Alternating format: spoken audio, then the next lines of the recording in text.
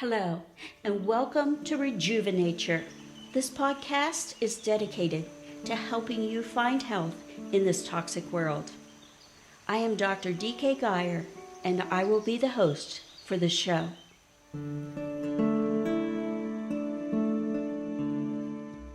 Hello, and welcome. Today I would like to introduce Sue Barnhart. She has been working in the healthcare field for 25 years. 15 of those years were working in sleep disorder labs, and the other 10 years have been in the pharmacy field. In addition to her bachelor's degree, she completed a diploma program from Trinity School of Natural Health as a master herbalist, where she studied nutrition, natural health, vitamins, minerals, and herbs. So here is our first question. It is estimated that 50 to 70 million Americans suffer from chronic sleep loss and sleep disorders. Sue, would you please help us understand why people struggle to fall asleep easily and stay asleep? Well, hello. Happy to be here today. We're so glad to have you. Sleep is a big problem, and I learned a lot about it throughout the years, and I continue to hear from friends about the problems that they have with sleep. So this is a great topic. Well, first, let's discuss some facts about insomnia. Habitual sleeplessness is classified as insomnia, which is the inability to fall asleep or remain asleep. Why is sleep so important?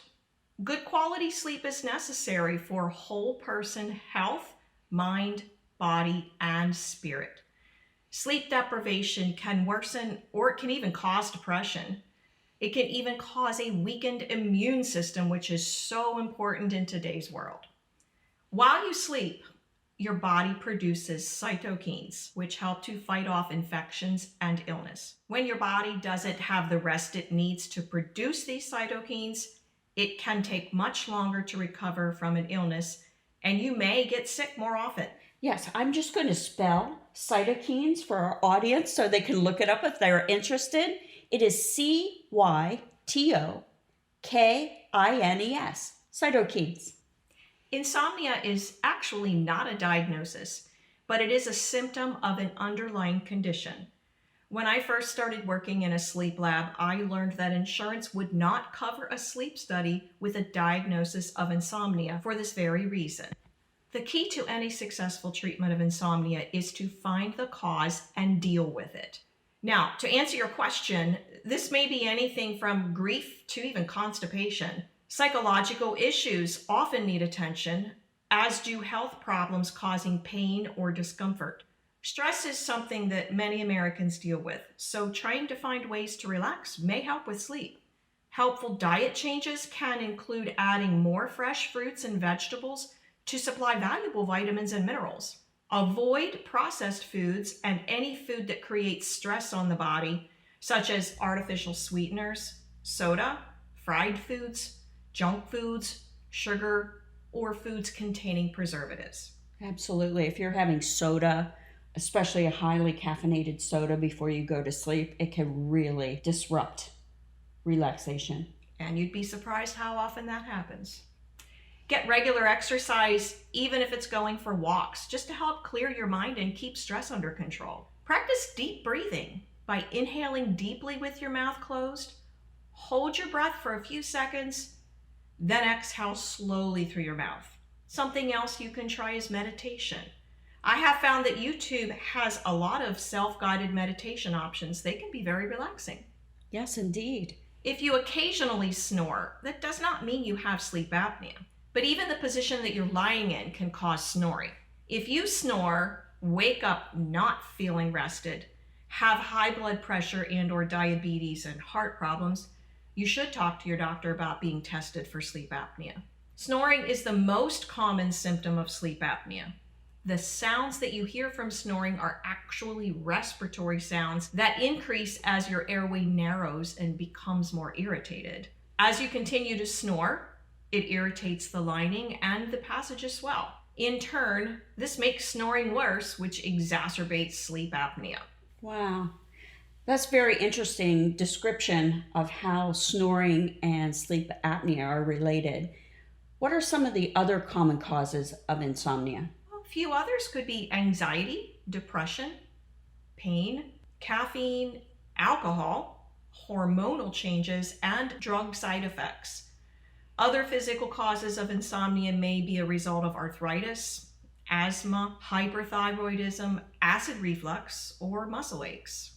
So, just to interject, when I deal with clients and they are complaining about insomnia, most of these problems are part of that, especially hormonal changes with night sweats. Restless legs is another one, and some of those can be corrected through nutritional changes. Have you seen that as well?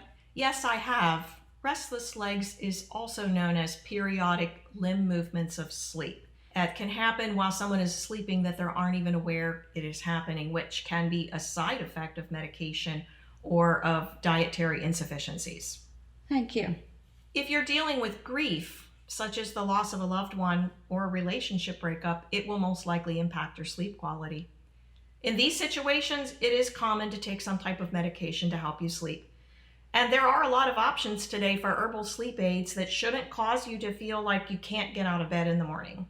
A lack of the nutrients calcium and magnesium can cause you to wake up after a few hours and not be able to return to sleep. Poor nutritional habits and eating too close to bedtime can also cause sleep problems. Eating foods in the evening that contain tryptophan, such as bananas, dates, figs, nut butters, or whole grain crackers, may help promote sleep.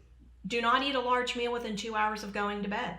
During sleep, the body's systems are still controlling basic functions. Nutrients are essential for the body and are used during the sleep cycle. Now, a little bit about magnesium. It is scientifically established as the heart's most important mineral. More than 300 different enzymes in the body depend on the mineral, yet approximately 80% of all Americans fail to consume as much as they need. Magnesium should be part of any nutrient program for better sleep. Not only does it encourage a more restful sleep, it can also help against infections, leg cramps like we discussed earlier, and even kidney stones. Some food sources of magnesium include whole grains, leafy green vegetables such as spinach, almonds, Brazil nuts, salmon, halibut, peanuts, lima beans, avocados, apples, peaches, and bananas. So your body is able to best assimilate nutrients from food sources. Try adding some magnesium-rich food into your diet. Wonderful information. Hormone imbalances, including cortisol, estrogen, testosterone, and the thyroid hormone, can cause sleep problems. The hormonal shifts that occur during menopause can trigger insomnia. Estrogen affects the production and balance of the brain chemicals responsible for wakefulness. When trying to improve hormone levels, a great place to start is with the food you eat. Swap carbs for healthy fats. Your body needs various types of fats to create hormones, including saturated fat. Not only are these essential fats fundamental building blocks for hormone production, but they keep inflammation levels low, boost your metabolism, and promote weight loss. Those are all good reasons to try to add these foods to your diet. Healthy fats can include coconut oil, avocados, nuts, ground flaxseed, olive oil, and wild-caught salmon. Just as some foods will help with your hormonal problems, other foods can cause hormonal imbalance, such as sugar, processed carbs, and refined vegetable oil. It is just so important that we have our nutritional balance because our body works as a whole unit. So when we have something disrupting the natural production of our hormones, it would obviously be a disruption for our sleep. So thank you for that. That was incredible information. Yes, absolutely. Can we discuss tips to help us stay asleep for longer periods? People have an easy time falling asleep, but find that once they get awake, they can't go back to sleep very easily. Yes, a few things you can do are avoid caffeine, alcohol, and nicotine 4 to 6 hours before bedtime. I had patients tell me that they could not go to sleep without smoking a cigarette before going to bed because it helped them sleep. Even if it may have a calming effect, nicotine is actually a neurostimulant and it can cause sleep problems. Some people say they need an alcoholic beverage as a nightcap to help them relax, and without it they have difficulty falling asleep.